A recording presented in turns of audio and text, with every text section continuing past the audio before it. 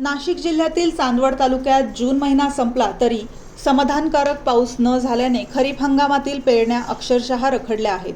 पावसाच्या प्रतीक्षेत शेतकरी दिवसेंदिवस चिंताग्रस्त होत असून बियाणे खरेदी करून ठेवले असले तरी पाऊस नसल्याने पेरणी कशी करावी असा गंभीर प्रश्न त्यांच्यासमोर उभा ठाकला आहे।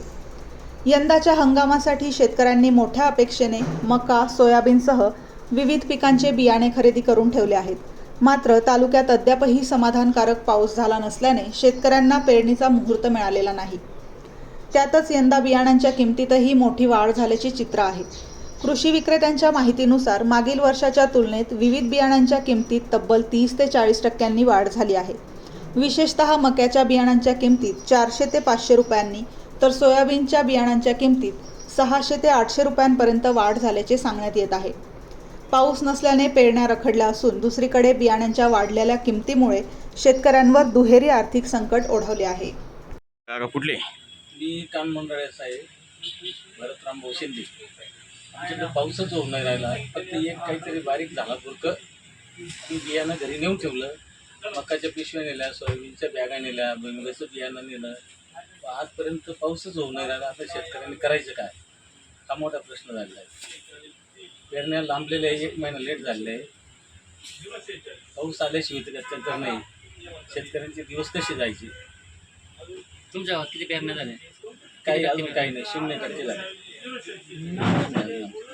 ज्या शेतकऱ्याने धूळ पेरणी केली आहे सोयाबीन, यांनी पेरलं त्यांचे वाया गेले, त्यांची उगवण्याची क्षमताच नाही मातीमध्ये, म्हणजे असे ओलावा नाही राहिला। थोड्या पावसावर त्यांनी पेरणी केली हो, भाऊ, थोडा पाऊस पण ते येईल म्हणून नाही, गॅरंटी नाही। उगणारच नाही ती, हां बियाणंच उगणार नाही। त्यांची ती कष्ट वाया गेली, बियाणं वाया गेलं। म्हणजे दुबार पेरणी करण्याची त्यांना हो, त्यांना तर आहेच, पण काही ते पेरण्यात नाही। त्यामुळे तुम्ही थांबले का? हो, त्यामुळे आम्ही थांबलो, पाऊसच नाही, पाऊसच नाही। म्हणजे खाली कोरड्याचे भाऊ असं। कधीपासून पाऊस नाही तुमच्याकडे? आमच्याकडं पाऊस फक्त 1 दिवस झाला होता, 5-6 दिवसापूर्वी बारीक होतं। तालुक्यात कुठेच पाऊस दिसत नाही? पुढं नाही, फक्त थोडं पश्चिम पूर्व भागामध्ये थोडाफार झाला होता। बरं, पण नंतर बाकी साईडला मग ते चांदवडला 1 दिवस झाला, तसं पाऊसच नाही। ठीक। नमस्कार, माझं नाव तेजस देसाई। माझं वडाईभुई गावात श्रीवंशी ॲग्रो एजन्सीज या नावाने व्यवसाय आहे।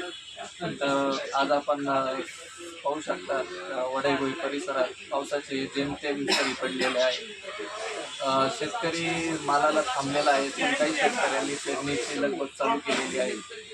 शेतीमध्ये पेरणी म्हणाल तर सोयाबीन, मका, उडीद, तूर, भुईमूग याची पेरणी होत आहे। पण मागील वर्षीच्या तुलनेत यावर्षी आपण पाहायला गेलात तर पावसामुळे बहुतेक शेतकरी थांबले गेलेले आहेत। काही शेतकऱ्यांच्या पेरण्या उरकत आलेल्या आहेत। काही गावांमध्ये शिंदे म्हटलं तुम्ही, तर शिंदे गावामध्ये जवळ 70 ते 80% पेरण्या झालेल्या आहेत। पण त्याप्रमाणे पाणी त्यांच्याकडे 3 पाऊस चांगले झालेले आहेत, पण त्या पावसाच्या भरोश्यावर त्यांनी टाकले, पेरण्या पुढचं अजून काही नाही। पण पुढचं त्यांना अजून शाश्वती नाही आहे। बरं, तुम्ही आता हे जे मका असेल, सोयाबीन असेल, ही ह्या भावामध्ये आणि गेल्या वर्षाच्या भावामध्ये किती फरक वाटतो? गेल्या वर्षीच्या भावामध्ये या भावामध्ये जवळ प्रति बॅग मागे 300 ते 400 रुपयाची भाववाढ झालेली आहे। आणि म्हणजे प्रत्येक शेतकऱ्याला परवडेल असं नाहीच आहे।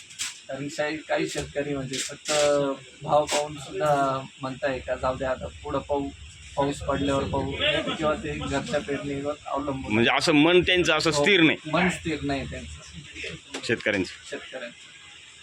ठीक। तर आजच्या ज्या खरीप हंगाम चालू आहे त्या हंगामामध्ये तुमचं मका असेल, सोयाबीन असेल, भुईमुग असेल, या बियाचे आजचे भाव काय आहे?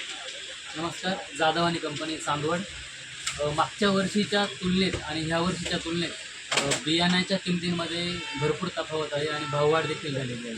खरं तर चांदवड तालुक्याकडं एक दुष्काळी भाग म्हणून पाहिलं जातं आणि आपल्या चांदवड तालुक्यामध्ये या खरीप हंगामामध्ये मका, सोयाबीन, बाजरी अशा प्रकारच्या पिकांची लागवड करण्याचा शेतकऱ्यांचा कल असतो।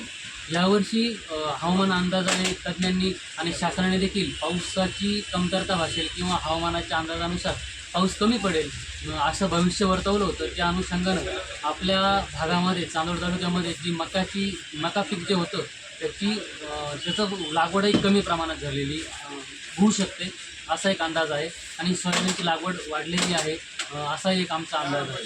आणि तुम्ही जो विचारलं की भाववाढ, तर युद्धजन्य परिस्थितीमुळे ट्रान्सपोर्टेशन चार्जेस भरपूर वाढलेले आहेत. पेट्रोल डिझेलची कमतरता भासण्याची शक्यता होती. त्यामुळं काय झालं की ट्रान्सपोर्टचे भाव वाढल्यामुळे कंपन्यांनी देखील त्यांचा खर्च वाढल्यामुळे भाववाढ केलेली आहे.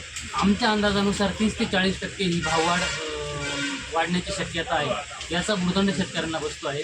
फक्त शेतकऱ्यांनाच नाही तर दुकानदारांना आणि व्यापाऱ्यांना किंवा जो एंड युजर आहे तर त्याच्यापर्यंत ही दरवाढ, भाववाढ आणि हा जो महागाईचा फटका आहे तो बसलेला आहे. साहजिकच शेतकऱ्याची आधीच कांद्याला भाव नाही आहे आणि पिकाला जर भाव असला तर शेतकरी काहीही पिकवण्याची क्षमता ठेवतो. पण जर कांद्याला भाव नसल्यामुळं भांडवलाची कमतरता आहे आणि उधाऱ्यांचं प्रमाण देखील दुकानदारांचं वाढलेलं आहे. साधारण आज सोयाबीनचं जी पिशवी आहे तर तिचा आजचा भाव आणि पाठीमागच्या गेल्या वर्षाच्या भावामध्ये किती तफावत पडली तरी? मागील वर्षी साधारणतः 2000 ते 2200 आणि हायेस्ट रेट 2500 होता सोयाबीनचा, बियाणे विक्रीचा, म्हणजे 25 किलो किंवा 30 किलो पॅकिंगचा. तर ह्या वर्षी तो डायरेक्ट 2700, 2800, काही सोयाबीन 3500पर्यंत गेला आहे.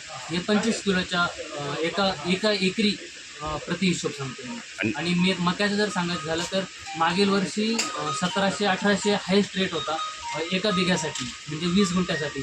तर तो ह्या वर्षी 2200 ते 2300पर्यंत रेट गेलेला आहे. म्हणजे जवळपास 400 ते 500 रुपयांनी मक्यामध्ये वाढ झालेली आहे आणि सोयाबीनमध्ये देखील 600 ते 800 रुपयापर्यंत भाव वाढ झालेली आहे.